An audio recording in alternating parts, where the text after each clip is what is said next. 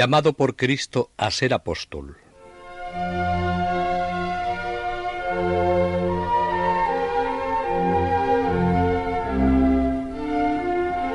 San Lucas, en los Hechos de los Apóstoles, escribe: Agripa murió, y la palabra del Señor crecía y se propagaba maravillosamente.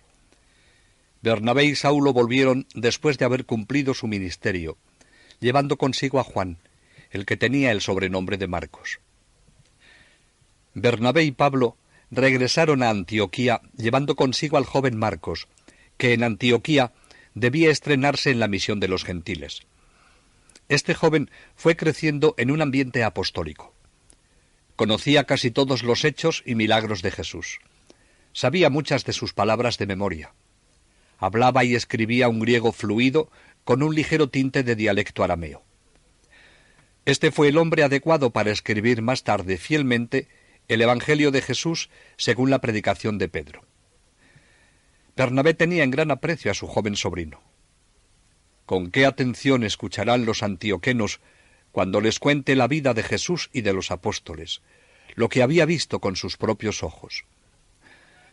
Como consecuencia de todos estos acontecimientos, el centro de la Iglesia se desplazó a Antioquía y más tarde a Roma. La comunidad de Antioquía se había convertido en iglesia, la iglesia que estaba en Antioquía. Una iglesia próspera, abundante en maestros, visitada por el Espíritu y que crecía cada día con nuevas conversiones. Antioquía comienza a sentirse cada vez más como ciudad directora de la misión cristiana. Solo habían transcurrido 15 años desde la muerte del Señor, y era ya larga la serie de comunidades recién fundadas en el valle de Orontes y a lo largo de la costa sirofenicia. El universalismo estaba en la iglesia de Antioquía. Gentes de todos los países fraternizaban en sus asambleas. Los mismos maestros pertenecían a naciones diversas.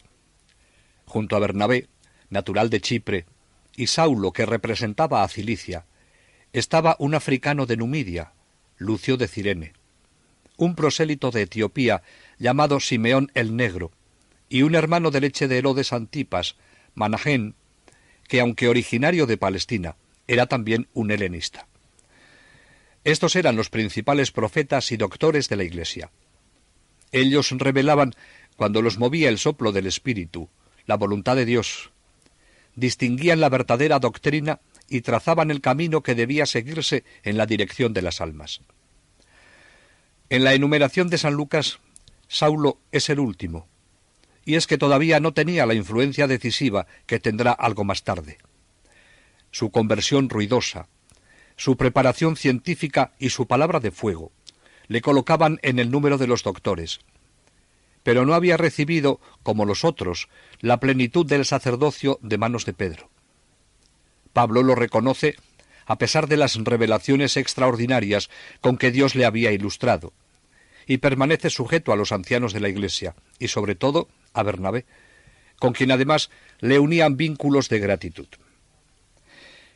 Saulo se prepara esperando el momento decisivo. Piensa en las misiones y los ojos se le van impacientes hacia las tierras que se extienden más allá del Amano y a las que se ocultan al otro lado del mar. Muchas veces habla con sus compañeros de los ímpetus de la gracia que le lleva hacia los gentiles, pero nadie se atreve a tomar una resolución. Es preciso que todo se realice en la armonía del amor, que aquella corriente de fuerza divina sea aprobada y encauzada por la voluntad de todos los hermanos, dirigidos por sus pastores.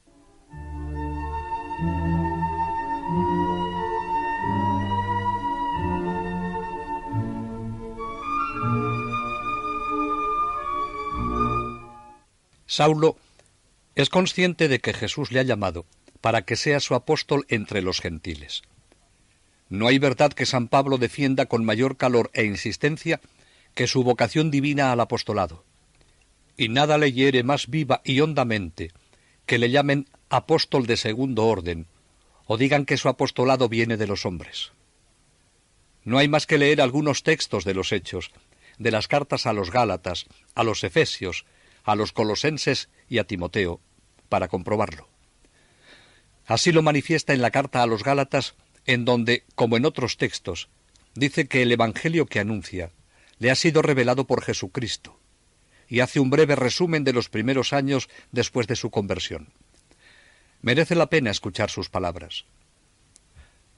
Os comunico, hermanos, que el Evangelio predicado por mí no es un evangelio al modo humano, pues ni siquiera yo lo recibí ni aprendí de un hombre, sino por revelación de Jesucristo.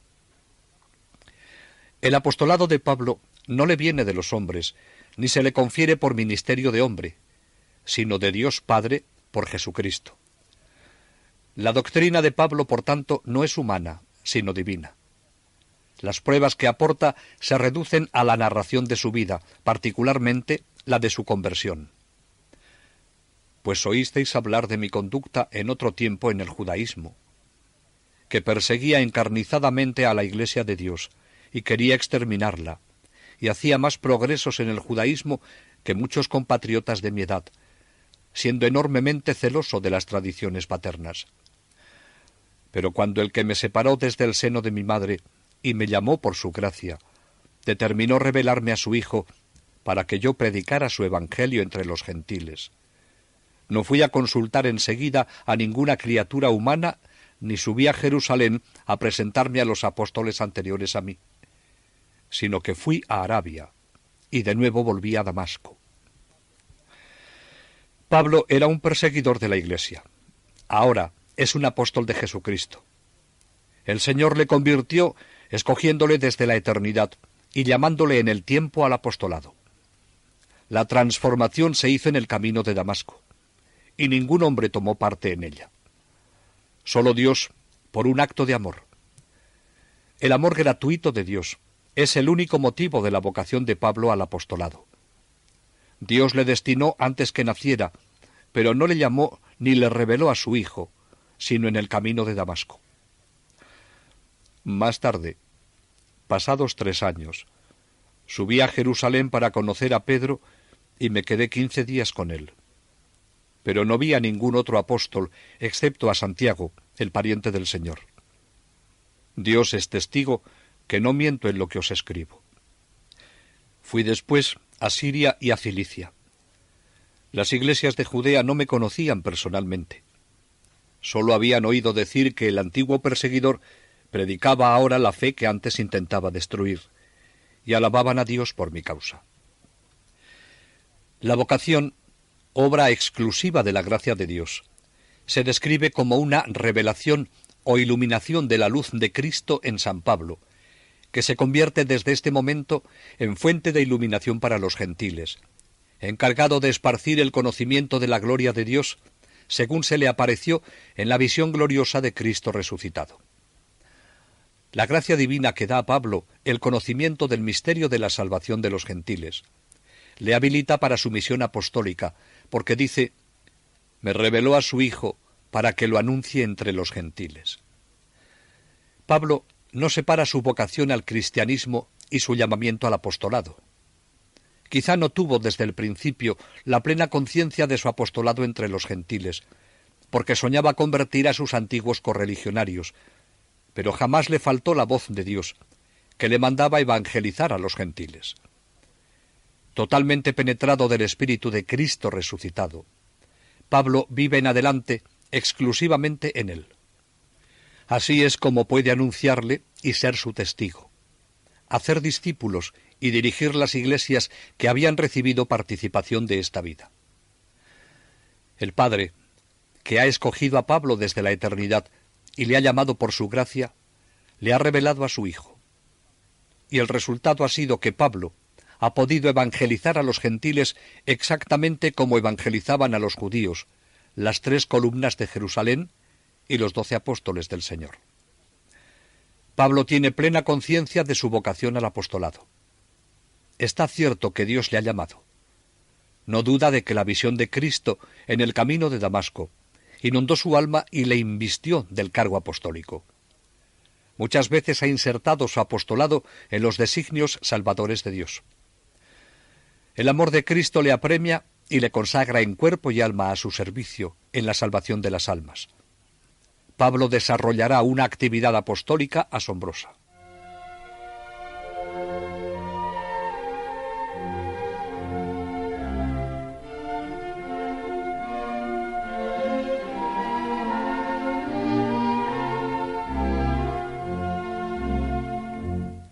Lo que a San Pablo le urgía a evangelizar no era una actividad natural.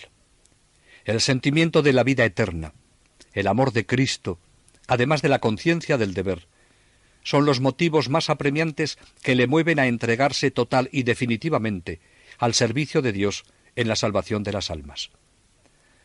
No hay más que leer sus cartas para ver las múltiples manifestaciones que tiene en su apostolado el sentimiento de la vida eterna. Expone con claridad el contraste entre la fugacidad del mundo y la eternidad del cielo. Evocación de la proximidad del día del Señor, móvil de la vida cristiana y apostólica, y esperanza del premio. El mundo y sus cosas son fugaces. San Pablo lo ha captado en toda su realidad y lo vive en su ministerio.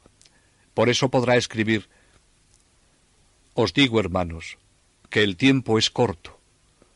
Solo queda que los que tienen mujer vivan como si no la tuvieran.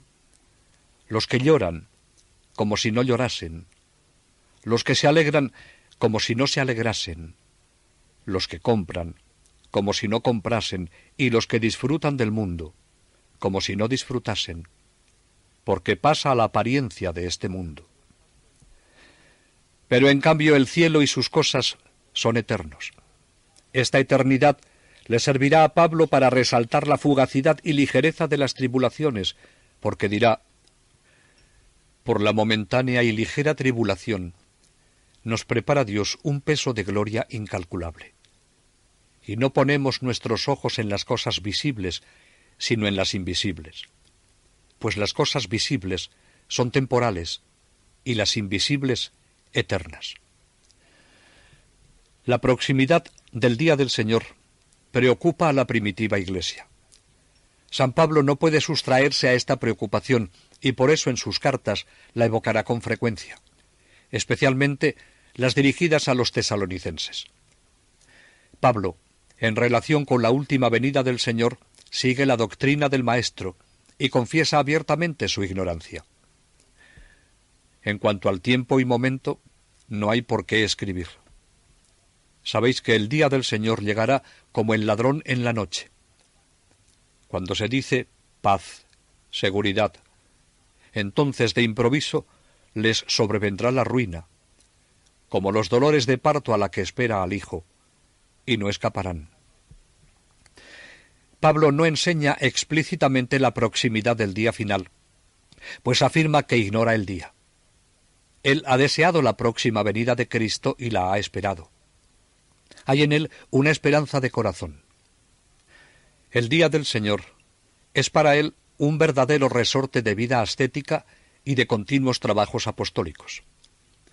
Cuando él evangeliza, tiene en cuenta que los que crean mediante su predicación serán su gloria y su corona en el día del Señor. Conocéis que somos vuestra gloria, como vosotros sois la nuestra en el día de nuestro Señor Jesucristo.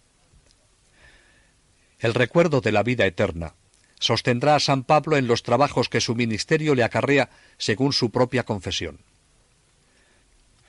¿Y nosotros mismos, por qué estamos en peligro? Si por solo motivos humanos luché con las fieras en Éfeso, ¿qué me aprovechó?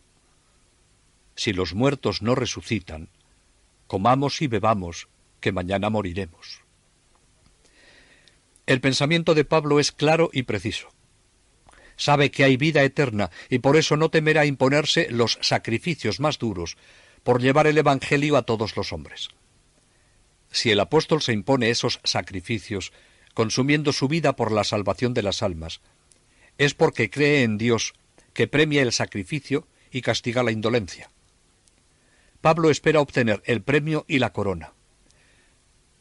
Teniendo el mismo espíritu de fe, según lo que está escrito, creí, por eso hablé, sabiendo que quien resucitó al Señor Jesús, también con Jesús le resucitará. Por lo cual no desmayamos, sino que mientras nuestro exterior se corrompe, nuestro hombre interior se renueva de día en día. En sus exhortaciones a Timoteo, le dice los motivos por los que debe moverse el apóstol. Te conjuro delante de Dios y de Cristo Jesús, que ha de juzgar a vivos y a muertos, por su aparición y por su gloria. Predica. Ni Timoteo ni ningún apóstol debe moverse por consideraciones humanas o por circunstancias de tiempo, de lugar o de personas. El juicio de Dios reúne en sí la fuerza que le ha de sostener en el ministerio, en medio de todas las dificultades, a imitación de su maestro y apóstol, porque Pablo podrá decir con toda verdad que cumple lo que aconseja. En cuanto a mí, muy poco se me da ser juzgado por vosotros o por cualquier tribunal humano, pues ni yo mismo me juzgo. Quien me juzga es el Señor. Tampoco juzguéis vosotros antes de tiempo, mientras no venga el Señor, que iluminará los escondrijos de las tinieblas, y hará manifiestos los propósitos de los corazones, y entonces cada uno recibirá la alabanza de Dios. Pablo no temerá pasar todos los sufrimientos que le exijan cumplir la misión recibida de Cristo. Sabe que los sufrimientos le unen con Cristo y le sirven de instrumento de apostolado. Todo lo sufro por amor a los elegidos, para que éstos alcancen la salud en Cristo Jesús y la gloria eterna. Si seguimos la vida de Saulo, podremos comprender que no le fue fácil, pero sus trabajos, sus sufrimientos, le hacen exclamar: «Todo lo puedo en aquel que me conforta». Estaba seguro de quién se había fiado.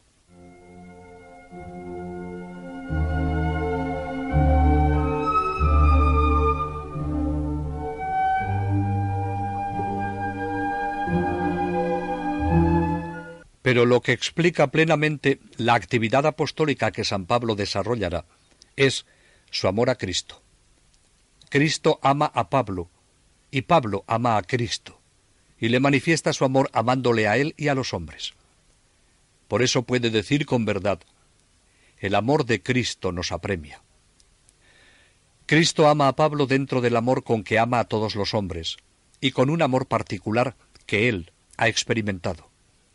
Pero se siente solidario con la comunidad humana, que es objeto del amor de Dios, y no teme proclamarlo.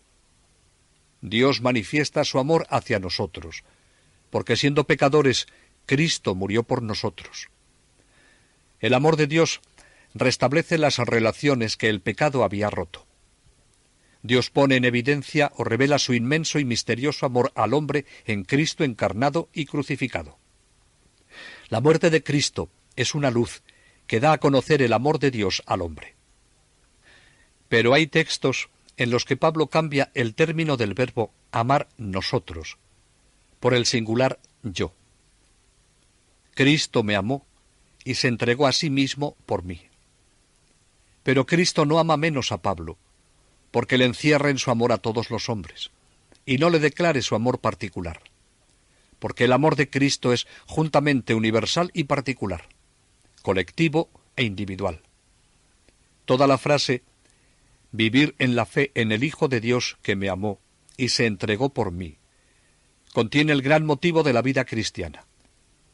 El cristiano comprende primero que el amor del Hijo de Dios se identifica con el amor del mismo Dios, y que el amor de Dios se revela simultánea e igualmente en el Calvario. Después, que este amor, tan real como la muerte de Cristo, mira a todos y cada uno de los cristianos. Y por último, que la inmolación del Calvario confiere a Cristo el derecho de propiedad sobre los que Él ha amado y redimido. Por la fe, el cristiano reconoce y acepta esta pertenencia, y se compromete a vivir para el Señor que le amó y se entregó a la muerte por Él. Cada uno podemos decir esto con toda verdad. En otros escritos completa esta visión del amor total de Cristo, al proclamar que los cristianos son objeto de las complacencias del Padre, porque son Cristo, su amado y el Hijo de su amor. El Padre nos libró del poder de las tinieblas y nos trasladó al reino del Hijo de su amor. Dios nos hizo gratos en su amado. Dios ve en su Hijo al apóstol y a los cristianos. Los elige y los colma de bienes. Pablo y los cristianos no son objeto de la caridad divina, sino en virtud y por participación del amor del Padre a su amado Hijo. El amor de Dios es para Cristo y para los cristianos, el Hijo y los hijos. Pablo, precisando el amor particular que Cristo le tiene, enumera sus privilegios personales. Cristo le ha llamado a la fe y al apostolado.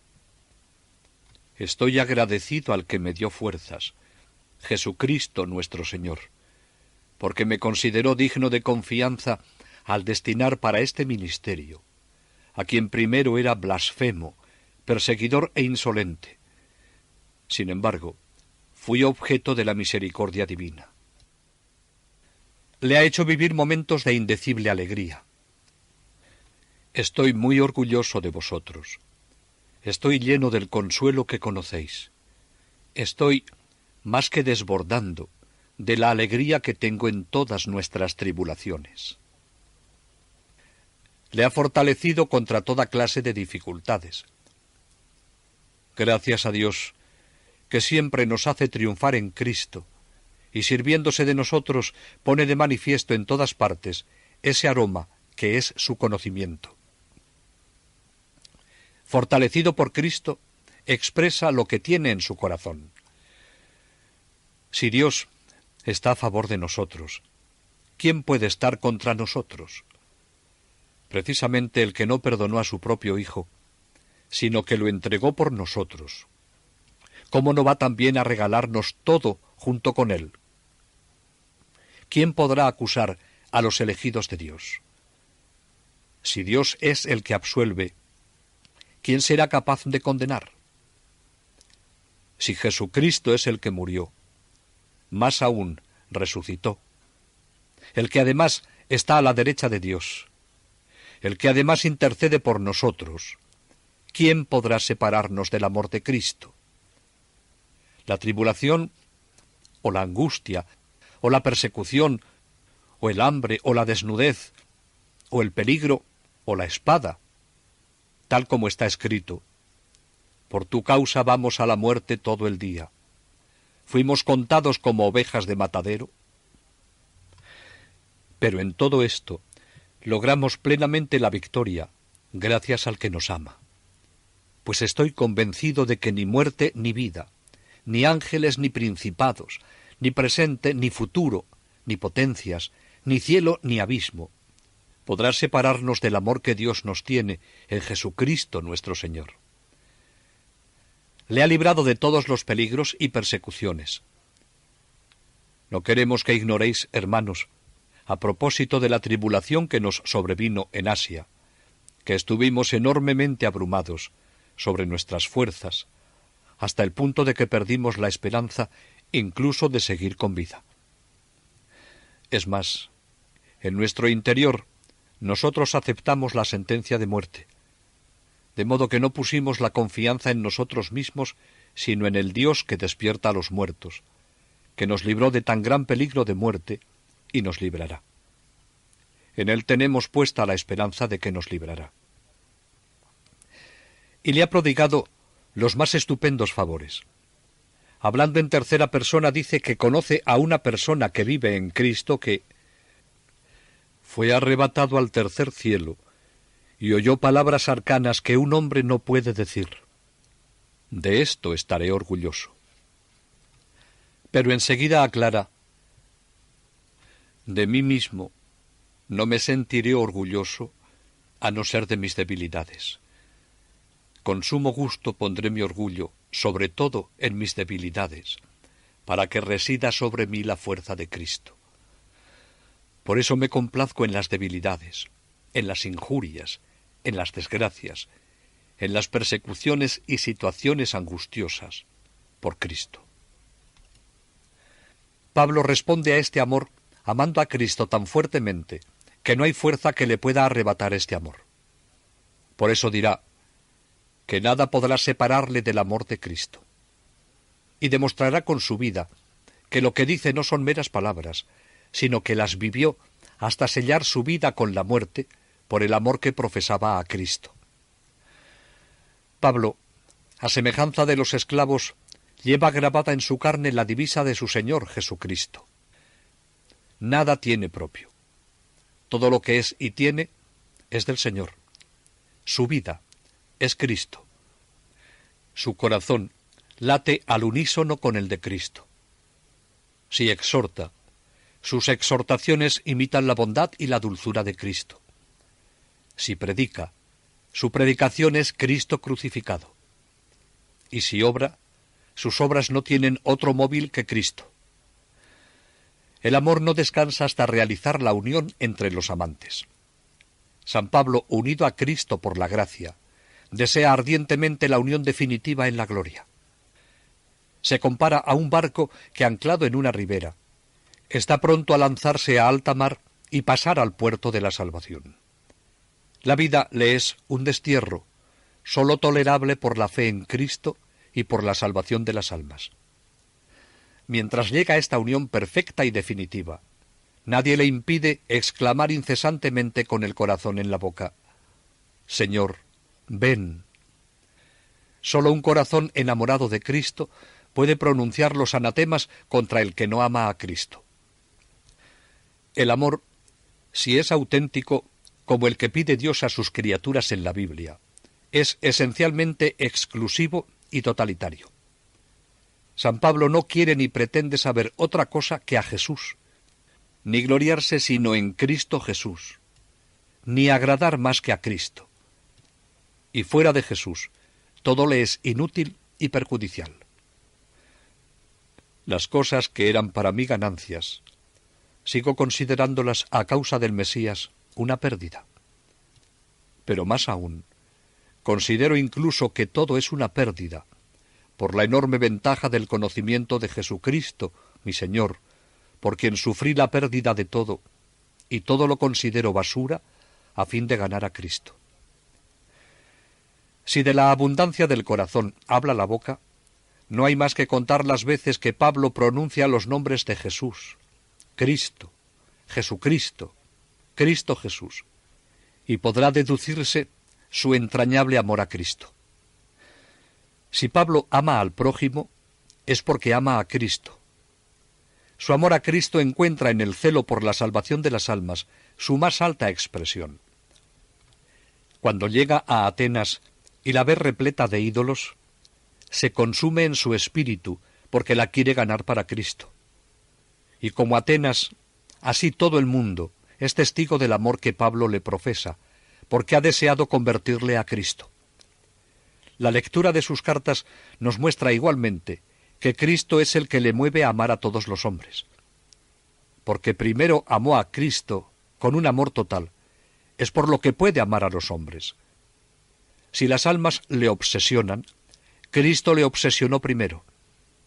Y no es extraño, porque si Cristo debe ser el principio total de toda la vida del cristiano, con mayor razón ha de serlo de toda la vida de Pablo. La vida del cristiano debe ser de Cristo. Por eso escribirá: ninguno de nosotros vive para sí mismo, ni muere para sí mismo. Pues si vivimos, para el Señor vivimos, y si morimos, para el Señor morimos.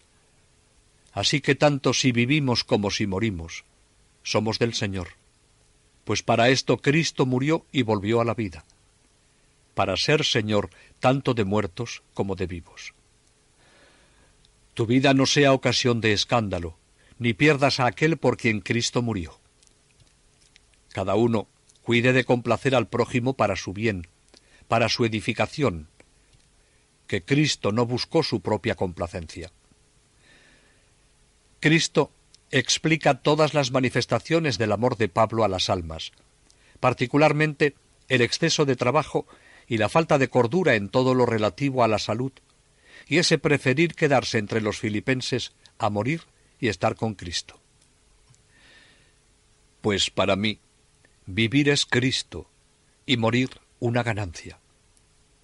Pero si vivir corporalmente me supone trabajar con fruto, entonces no sé qué elegir. De hecho, me veo apremiado por las dos posibilidades, ya que tengo el deseo de emprender la marcha para estar con Cristo. Sería muchísimo mejor. Pero por otro lado, permanecer en esta vida corporal, es más necesario por vosotros. Y convencido de esto, sé que me quedaré y seguiré con todos vosotros para vuestro gozoso crecimiento en la fe, para que en Jesucristo desborde vuestro orgullo por mi presencia otra vez entre vosotros. La vida de Cristo ha venido a sustituir a la vida de Pablo. Y es que Cristo es su vida, y por eso con toda razón puede decir: vivo yo, ya no yo, es Cristo quien vive en mí. Si a veces él afirma que todavía no ha alcanzado a Cristo, que va delante de él, sus palabras pueden entenderse en cuanto a no haber alcanzado la perfección absoluta.